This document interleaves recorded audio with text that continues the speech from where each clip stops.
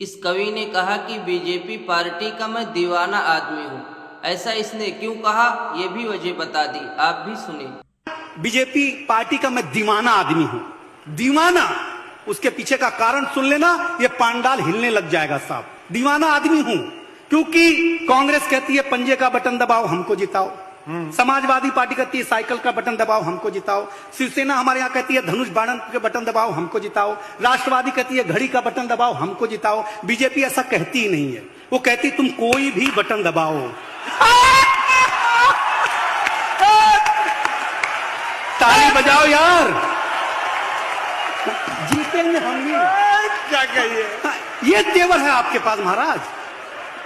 Sir आनी भैया, पंकज भैया, मैं सच बताऊं, बीजेपी का कोई बड़ा नेता अगर वोट डालने जाता तो ईवीएम खुद कहती है साहब आपको आने की क्या जरूरत है। आप कह देते हम खुद ही पड़ जाते, इसमें क्या टेंशन वाला। क्या इज्जत है आप लोगों की महाराज, मतलब जलवा है आप लोगों का यार।